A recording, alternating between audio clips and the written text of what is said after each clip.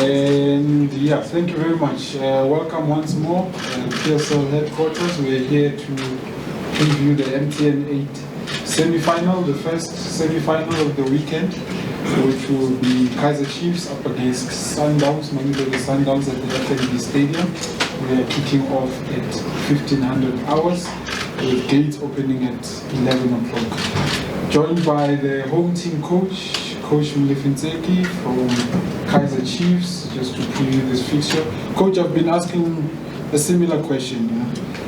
Your approach to this one, for you it's a home fixture. Do you approach it with the second leg in mind, or is just a once-off approach and then you worry about the second leg afterwards? Thanks very much and good afternoon, members of the media. I think it's a cup game, and in a cup game you don't plan for the future because you have to put the base right. And putting the base right, I think is for you to plan for the first leg, and then the second leg will take care of itself. Why? Because you've got matches to play in between the first leg and the second leg. So our approach has always been each game we play is a cup final. So there's not much of a difference for us going into this game, because we are very happy with the progression that we see in the team in terms of our performances, in terms of our scoring goals. So I think the approach will be the same. It's Sundowns. We all know how we played against Sundowns the last game we played against them. But the most important thing is that it's a cup game. In a cup game, you don't choose opponents. You have to prepare for everybody that comes around for you to go to the next stage. So we are looking at one game at a time, and that one game at a time, it's Sundowns, the first leg. Thank you very much, Coach. Let's take questions from the floor. Benjamin, I've noted you. I want somebody, a new hand. Let's go to Sikhe, the back. Tiseto will be number 2. Good afternoon, Coach. Sikhe from Soweto. Coach, you've already faced Sundowns this season in the league. If you can tell us what were some of the takeaways from that game that are you going to use this Sunday weekend? Yeah, I think they have played a number of games before we play them on Saturday, and I think they've been doing very well. And I think we have seen their game model. They have got an identity in terms of how they play as a team. And when you look at our second half, when we played them at Attersville, you could see that we applied ourselves much better in the second half. There was a bit of confidence and belief in our approach. We corrected a few things at halftime, but the most important thing on Saturday, we'll have to put our front foot forward. And putting our front foot forward, we always give respect to Sundowns as a team, not necessarily because we lost against them in the last game. I think we are going into this game having lost that game, knowing very well that a lot is at stake for us as Kaizer Chiefs, and we have to perform on the day. Performing on the day, it means we have to score goals and defend goals. Thank you, Tiseto, and then Mishani. Thank you very much, Tiseto from City Press. Coach, just maybe as a follow-up to what your answer now. From what you have seen from Mamelodi Sundowns, do they have a weakness that you can exploit? Yeah, any team has got its own weaknesses, and the Sundowns, I don't think they're different to any team that we have in the PSL. In possession, they are very dangerous, but the question is, when they lose possession, which areas can you exploit? And that is basically what we'll be working on. When they start play from the back, we are fully aware that everything starts from the goalkeeper. They slow the game down, creating those openings so that they can come into half spaces and make the runs behind or the runs in front of the defense. But I think the analysis that we normally do is going very well, because if you look at the games they have played, there were very few chances that Richards Bay created against them. Even yesterday, you could see Polokwane City, there were chances that they could easily get a goal. But I think they've been very solid with their goalkeeper. If ever the defenders or the midfielders makes those mistakes, which are very normal in the game, the goalkeeper will always come in to help them out. So I think the weaknesses are very general. We are not going to be very specific, because being specific, it means we are alerting everybody that this is their strength and this is their weaknesses. Thank you, Coach Mishani. Coach Mishani from the Sudan newspaper. Coach Ulani just left the room, and then he made mention of how God is probably supporting the Chiefs because of the fortunes that have followed the club over the years. So, Coach, do you think that maybe there is some truth into that element? And also, maybe how important is luck in football, Coach, considering the fact that not every best team wins on the end of the day, but in such an important tournament like the FNB 8, a goal would go a long way into actually much into the final of the competition. We can say the same about any team that is doing well in the league or in the cup games. Look at Man City. There were games where they were very lucky to have won a game. But the most important thing is you going into that game with confidence and belief. And when you have the belief and the faith, obviously luck will be on your side. And I think they have benefited a lot when it comes to Sundowns. If you look at the 7 years of winning the league, there were moments where they were very lucky. So it is very normal. I think the time when Chiefs was winning, it was very normal to say things at times turn out for you. And I think if we can have that luck back, we'll be winning the league this year and winning all the trophies. Thank you. Matatsi here in front. Here in front. Yeah, thank you. Good morning, Coach. I know Brajav is going to kill me for this, but I'll have to ask anyway. We were with the Bafana coach yesterday, and he did say some things about Chiefs to say currently, as things stands, none of the Chiefs players doesn't deserve to be in the national team. Do you maybe want to respond to that? And do you agree with him? Do you disagree with him? Firstly, I was a Bafana coach, and I give respect to all the coaches, to all the clubs. You select players based on your approach to the game. You select players based on the ability that you want to bring to the game. You select players based on the tactical approach you have on the game. And I think if ever he doesn't see any of the Kaizer Chiefs players helping him out, it's a choice. Unfortunately, we haven't received any template from anybody to say if you want your players to be in the national team, these are the things to work out. But unfortunately, whatever he said, unfortunately I can't comment because I'm a Kaizer Chiefs coach and he's a Bafana coach. Okay, Coach, I'm going to move to the left-hand side. We've given you guys a chance this side. We'll come back maybe this time. Mazola there. And I've also noted Billy. Good afternoon, Coach. I just wanted to ask about Pule Modi. Obviously, he's a player that had been on the club's radar for some time, until obviously he's now part of the team. Looking at his performances over the years at his previous club, and now, how big of an improvement do you think he's made? And over the course of time, what more can we expect from Pule when you have the likes of Ashley and Ranga and the new striker Gonzalez? Goals are expected to come from the front players, but Pule seems to be chipping in almost quicker than maybe most of us expected him to contribute. I think it is the role of the coach to get the best out of players. I normally say to them, for them to make me a good coach, I have to make them good players. And I think the example I will always refer to is when Grealish moved from Aston Villa to Man City. On arrival as a big player from Aston Villa, he did not feature much in Pep Guardiola's team. The reason being he has to adapt in terms of how City plays in possession and out of possession. And I think he did well because now you're talking of Grealish being a starter in every game that Man City is playing. And I think the same goes with Pule and the rest of the guys who came from other teams. What is important is for them to adapt to the approach, adapt to the tactical approach of the team, and also understand how it's like to play for a team like Kaizer Chiefs.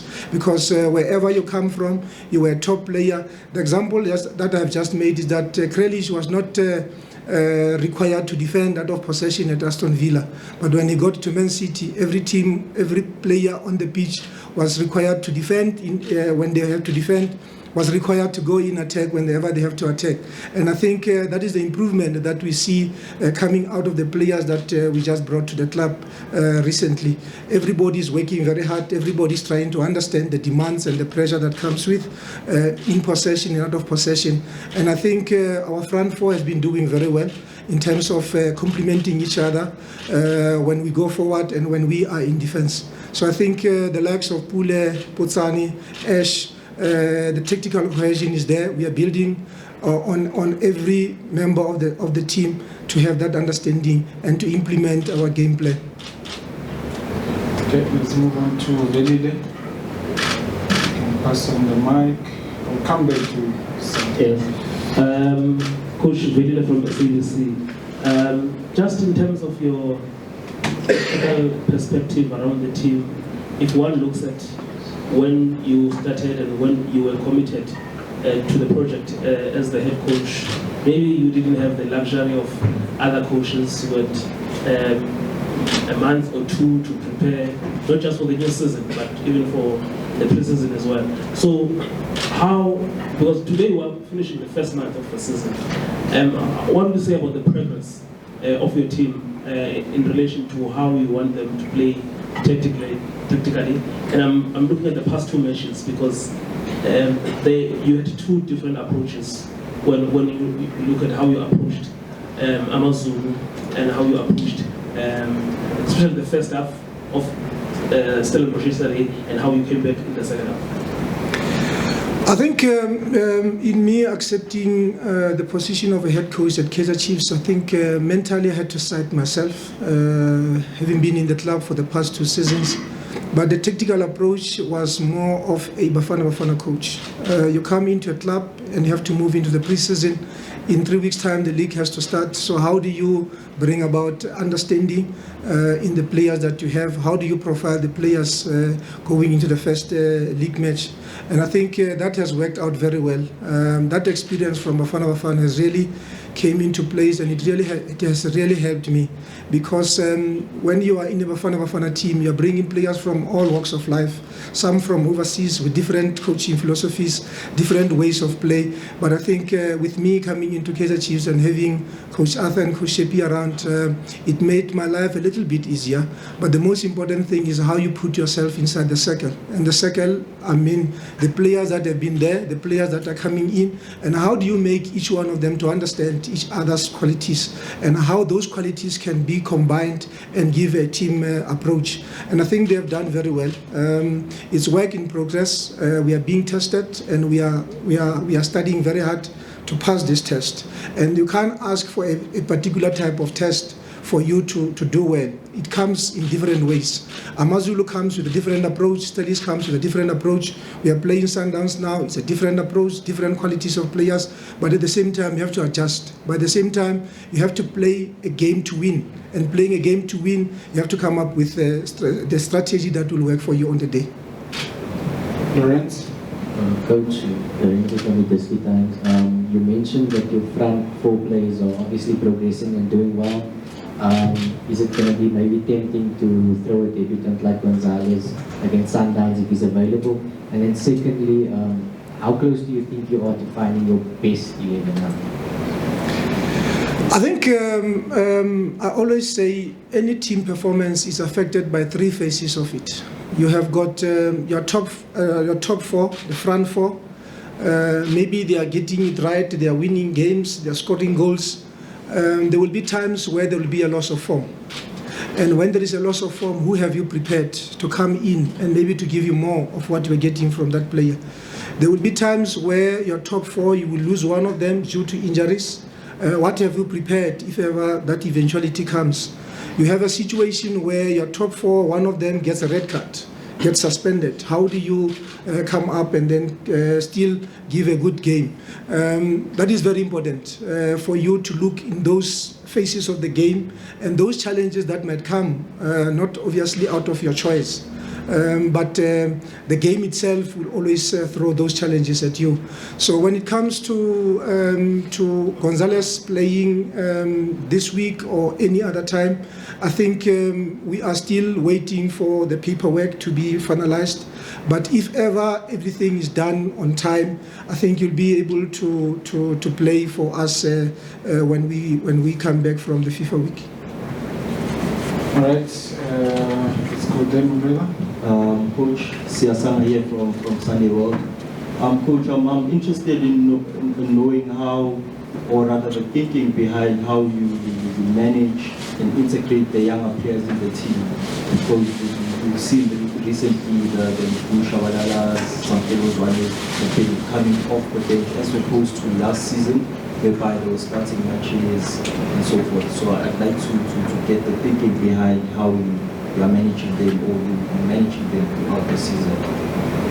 Yeah, you promote a player because he's got the qualities that you need in the first team. And I think it is not only about the talent, it is also about the personality. And I think the most important thing now when it comes to the younger players, we need to build in them a first team personality. A first team personality comes with so much pressure. It is not only for him to be on the pitch and to enjoy himself. We have to play within the structure.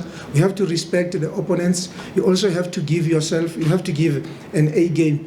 But the most important thing when you talk of youngsters coming into the first team, we are talking of tactical maturity. It is very important. That is why older players have got a high level of tactical maturity because they've been in the game for long. But youngsters, it is important as a coach to teach and to develop tactical maturity in them. Tactical maturity comes with the structure and the discipline in possession and out of possession.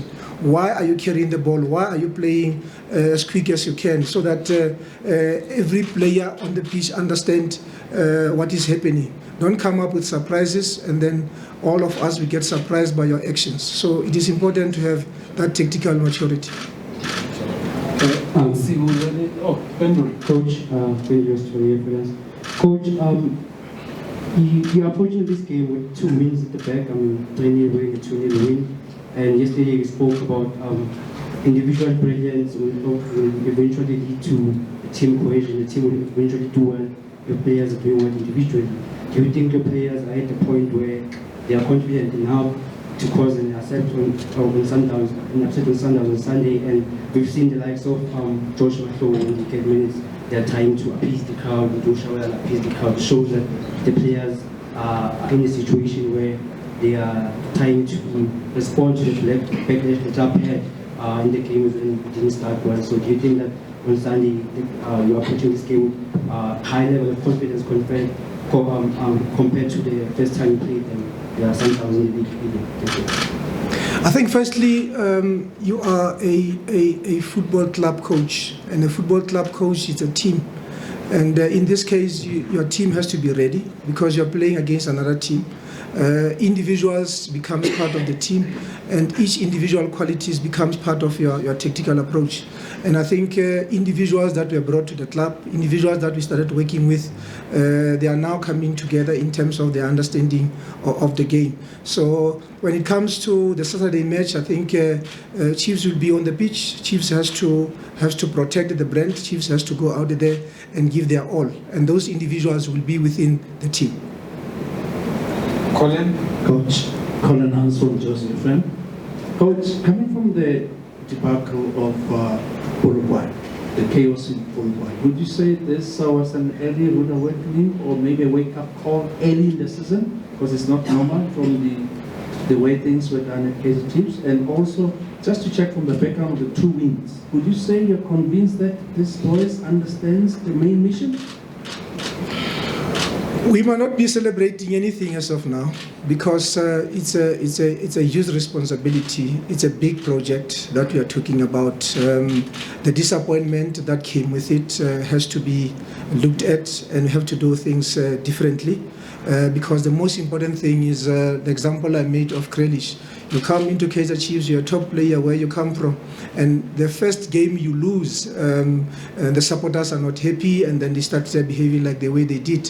What was important for me was to go back into the dressing room and to talk to the players as if nothing has happened, because their confidence is more important, because you still have to use the same players going into the next match. And I think mentally we did very well in psyching our players, in making them understand that it's a different environment, and a different environment has to come up with different solutions. And I think tactically and on a personal level, we managed to come up with those solutions. And I think tactically there is a very steady progress in terms of the understanding, the confidence that we need to have in our players, in each one of them. And I think if you look at the goals we scored against Amazulu and those we scored against Telis, you could see that there is confidence building in the team. Out of possession, we're very organized. Out of possession, we're very confident. In possession, we're very much effective going forward. So I think you get bent a bit, you get the necessary medication, and then your head start thinking forward and doing things right.